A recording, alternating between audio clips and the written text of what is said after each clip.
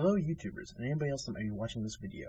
If you're watching this video, you're probably wondering how to, clean firearms. You might be a first-time firearm user, or you might be, wanting to look into what you'll have to get into to purchase your first firearm and maintain it. So I'm gonna just give a brief, kind of overview, and then we'll get right into the cleaning. Hopefully my Uncle Troy is watching this, and if he is, he can probably tell that I am filming this in the operating location for Flossie's Chinese Laundry. They were gracious enough to let me use the space, and I'm very happy to be here. My shop lights are all set up and on, so that's a great start. So we're going to go over the types of firearms briefly, and then we'll go into some more technical things like, field stripping, DCOA, what that actually means, how to do it, on various types of firearms. But the most technical term, the most important one, is probably safety check, is a great technical term, and the other, probably a little bit less important than safety check, is stuff. I'm going to be using that a lot in the video, very technical stuff. So this right here is what we call a bolt action. Opens up, very simple, I also have a break action shotgun, which is kind of, you open it up, you pull a lever, it's very self-explanatory with the actions. So safety checking. What you're going to want to do is before you start cleaning, you're going to want to check to make sure there's no stuff in the magazine, whether it be an internal box magazine like this where there's nothing to pull out, or if it's a magazine that you physically remove. We'll get into that later on. But you want to make sure there's nothing in the magazine or in the chamber, especially with pistols. You don't want to have anything in there. But with no firearm, do you ever want to have anything in here while you're cleaning? It can accidentally go off, you can get injured, a lot of things like that. So, I'm going to open it up. So it is open. You can see there's nothing at all in the box magazine. Put my pinky up there because you can't really see up the chamber, but there is nothing in that chamber, I guarantee you. So, now with the other one. With shotguns, it's a little bit easier because a lot of them, they either have a tube magazine that you can kind of see the back of a round, but this one is a break action, even simpler. There's no magazine, no nothing. It's a single shot. There's only one round that can ever be in here at a time, so it's real easy. And even though I know that I safety checked before, I'm still going to safety check it, make sure nothing has changed, no one's messed with it. And there's nothing inside the... See, this is what I'm talking about. There's no shell or anything, but if you can see this, there is... you never know what kind of stuff could be inside the chamber of a rifle. I mean, I don't even know how this got in here. It's just a good example of why we do these simple things. I highly doubt this could be dangerous, but at the same time, it could have been something a lot worse in there, and this is just an ugly mess I don't want to deal with. So, now that we got that out of the way, starting off, you'll probably have a simple cleaning kit, like this here.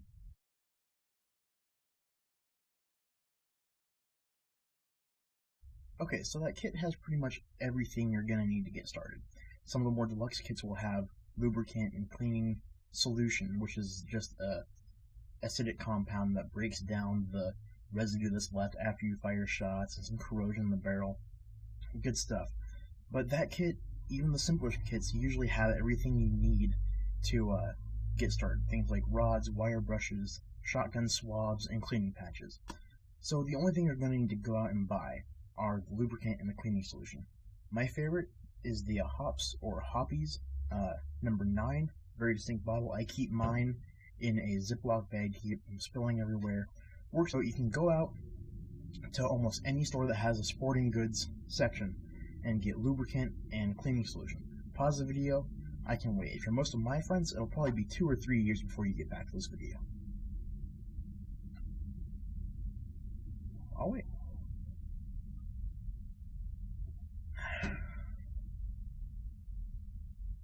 Hey, you're back. Okay.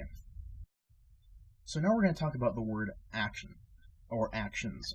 As I mentioned earlier in the video, I showed you an example of bolt action and break action, because that's what I happen to own.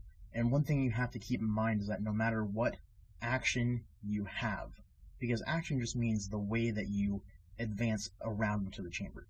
whether it be a single shot, which is usually a break action, easy to load, or those single shot bolt actions. I mean, no matter how many rounds your firearm holds, no matter how it fires, the action just means how you advance the round. So, one thing you have to realize is that this video, the cleaning procedures I'm going to show you, the safety check that I've already shown you, it all is universal. No matter what action you have, I'm trying to keep this video as universal as possible, so that someone with a lever action can watch this video and go, oh, okay, that's how I can clean my firearm, even though I don't have a lever action to show you. So, with that in mind, I'm going to go right into the cleaning portion. I'm going to take a quick cut, and we'll go to a nice top-down, up-close view. So, I will see you in a bit. Alright, so as you can see, we're in this nice top-down, up-close bit. I decided to start off with my single-barrel break-action shotgun. You can tell it's a single barrel just because there is one barrel.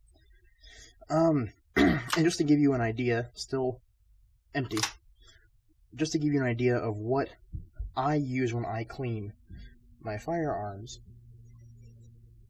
is I have my screwdriver, a nice pocket knife, just because it has a lot more tools on it. I can use the thing like the bottle opener as a flathead screwdriver if I didn't have one. It has a couple different screwdrivers, some knife, in case I have to get some gunk out of someplace. I also use toothpicks, and I also have my cleaning kit off on the side that you can't see right now. My cleaning solution is at the ready, so we are all good to go and get started. So, first thing you're going to need to do is know how to take apart your firearm. Some of them have screws on here, and you just want to take it down. So mine just simply pulls off, and is nice, and then I can reach around and take that apart. So now I have it in the three main parts. I'm not going to do an actual cleaning of this just because to save time and to give you a brief overview. And my firearms are always clean and ready to go. So, you got your barrel, and you have your receiver. This receiver just so happens to have the firing mechanism, the hammer, and the trigger group all in one, so that's nice. So, cleaning shotgun, all you're going to do is you get your rods that are usually in 3 pieces, like this. So, you find the thicker one for shotguns. Pretty simple. You can use the thinner one with a bigger swab. It doesn't really matter. Be careful with these when you're cleaning, just because the ones that break apart into 3 bits can break pretty easily. You can go out and buy a one-piece one that's really long, but for the sake of the video and the sake of how much space I have, I'm going to be using just one section of my rod. So, shotguns, you're going to need to find, some people just use the swabs, the cleaning patches, that are really nice. Mine say Winchester on the box. Yours may say something different. You can make your own. So, cleaning patches are just fabric, and you can wrap it around like a plug, like this, to give it the right dimension.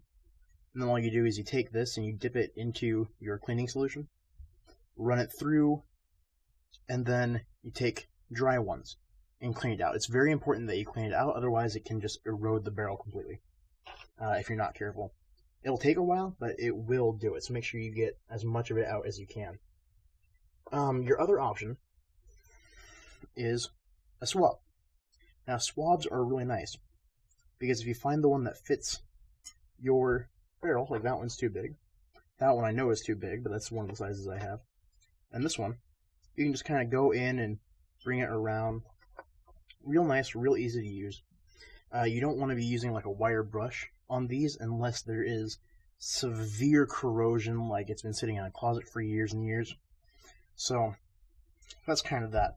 Then, I'm going to use this as a pointer, everything, I don't know how well you can see it with the lighting, but everything inside this groove and in here, you don't want to put cleaning solution in it. You can put it inside this groove in the receiver if there is heavy corrosion or rust or things like that. You can just break it apart and neutralize the rust before it spreads to the rest. Rust is the cancer of firearms. Once it starts and it's not treated, it will spread throughout the metal. So, after you're done cleaning and after you've swabbed it out and run dry patches through and it's all dried out and clean, you can take your lubricant and drip it on the parts that make contact. Like this part rubs against the ridge right here where it connects. So you drip lubricant on these parts and then spread it around with a paper towel. I use a swab sometimes, one of the cleaning patches. And then you're going to want to put a little bit of lubricant on where the firing pin is. Yours might be different. And then I drip some directly down into my trigger housing group and hammer assembly, just to make sure that when I pull the trigger, it's ready to go. So that's shotguns as a basic overview. Other shotguns will have a tube magazine and they won't break apart. So all you do is at the very beginning of the tube, there's going to be a screw. And all you do is you unscrew that, and then you can open your action, not all the way, but just a little bit. Sometimes it's most of the way. And then you pull the barrel out. So, but it's the same exact cleaning procedure. So I'm going to cut away, put this back together, and show you another one. Okay, so now for things that don't break apart. It's a little bit trickier, but it's still fairly simple. This is my nice bolt action, as I showed you before. Still nothing in the magazine and nothing in the chamber. So, first thing you want to do, I will depress the bolt, because I don't like keeping the bolt taut. If you keep the bolt locked all the time, you can ruin the internal spring in there, and that's never good. So, this bolt action is a little bit older, quite a bit older, a little bit different from most. This is a 1903 A3 Springfield World War II sniper rifle. This is the real deal, poured in 1943. So you're going to want to know everything you can about your firearm. Know how to take it apart, know how to take care of it, and hopefully that's why you're watching this. So, if you have a magazine that physically comes out of the firearm, you're going to want to take that out first.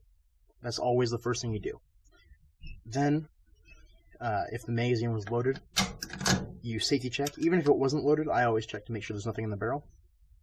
And then, most bolt actions, there's a button, or you depress the trigger to pull out the bolt. Mine has a switch that you put halfway, and it just pulls out. Real simple like that. So on the bottom, there are 2 screws. And all I'm going to do is take my screwdriver, undo those screws, pull everything out. If there's a lot more screws, or if you have a trigger guard that pulls out and away, for example, like the M1 Grand or the M14 have a trigger housing group that pulls apart. Like I said, know how your firearm comes apart. So I'm going to take out the screws, pull it all out, and I'll see you in a bit. Alright, so as you can see, I've taken it all apart, get my nice little pointer back. The way that I take it apart is a little bit different than this, but I decided to show you how, if you're not too comfortable with putting it back together, how you would like to take it apart. All I did was remove the screws first, and I put them so that I know this screw was at the back because it's at the back of the rifle, and this one was at the front because it's at the front of the rifle. And I take everything apart kind of like an exploded view. If you've ever seen blueprints or a schematic of things, it shows the exploded view where it has everything where it would be, just separated. So that's what I did. And it makes it real simple.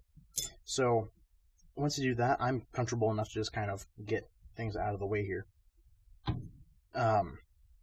You have your nice receiver and your barrel all put together. So First thing I do is I take a Q-tip and a toothpick, and I don't know how well you're going to be able to see it, but there's grooves on the inside where the bolt slides, and you're going to want to clean out those. A lot of residue gets trapped inside of there and on the inside of the actual chamber where the bolt fits in. You're going to want to clean that. Anywhere that metal is touching metal, you're going to want to make sure to clean it and lubricate it just so that it doesn't get gummed up, so that every time you want the firearm to work, it'll work. The bolt is a little bit more work. Some people don't feel comfortable taking it apart and putting it back together, but if you were, you would end up seeing something that is just a firing pin and the spring that goes with it, like this.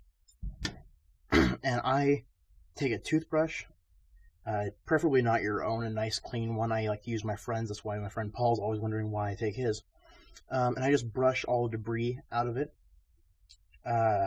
If you have a lot of firearms, you might want to mix it up. Try a couple different friends. When I start getting more firearms, I may have to call up Paul and Nathan. So, once it's all clean, and you give your friend back their toothbrush, you can lubricate it and not worry about things inhibiting how the spring condenses when it's ready to fire and how it expands when it's firing. Inside here, you can see this channel is where the firing pin assembly fits in. And I take a toothpick and I prod out the hole where the firing pin comes out of. And then you can drip lubrication down in the hole and down in here. If it was really gummed up, again, friend's toothbrush.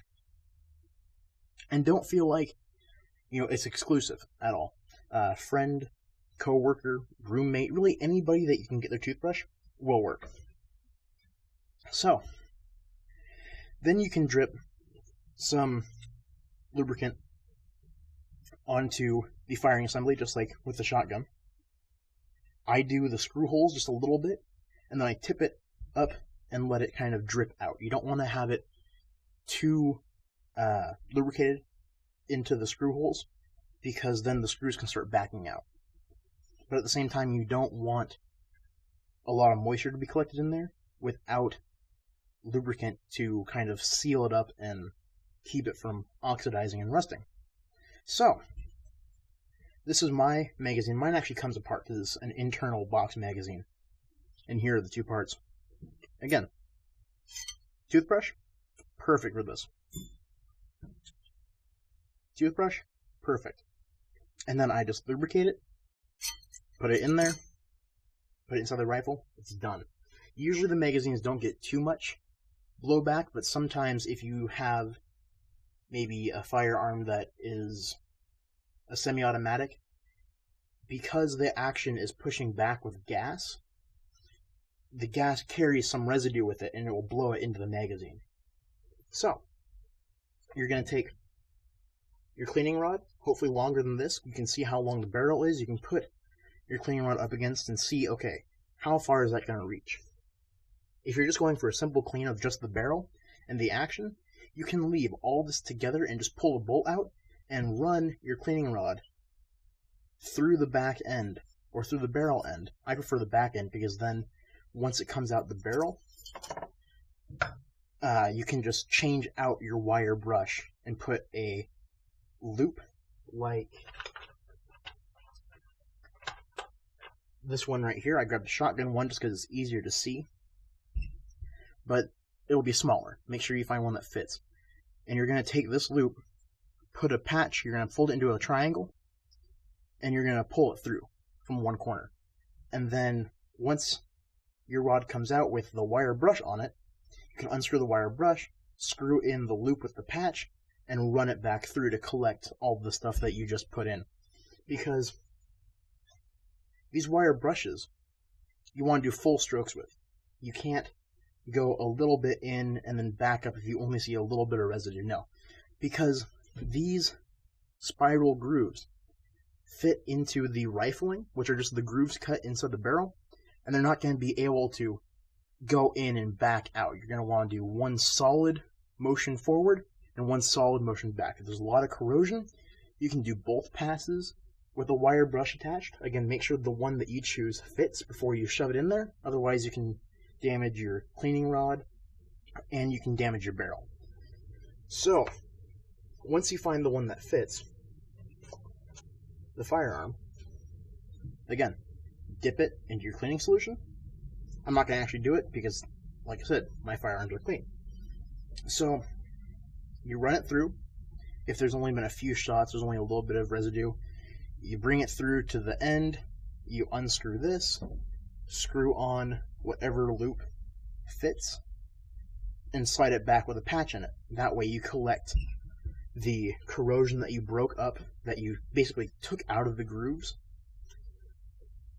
and you get out the cleaning solution, which I said before is a acidic compound. So once you've done that, you can run patches through until you get it nice and clean. It'll take quite a few. That's why I recommend going out and buying a few of them or making your own out of old t-shirts or shop rags or things like that. And once you're done, you can start putting it back together. I lubricate on a paper towel and just kind of run it over things that I feel need the lubrication. And you put it back together as you're doing that on your way out. That way you make sure to get everything. I even put it on the tracks for the bolt after taking a toothpick and getting out everything from the grooves. That way I ensure that my firearm will always work. So, on that note, I will put this back together. And, well, before I do that, the wood. You know, on the inside it can chip out. It's not something that will always last. But a way to make it last easier is you take a paper towel, put some lubricant on it, and just wipe down the wood. Make sure you kind of do it in one motion all the way down, and then you take a dry paper towel and just kind of get the excess off. Leave a little bit of excess on the wood, because the wood will soak it up. Dry wood will splinter and break.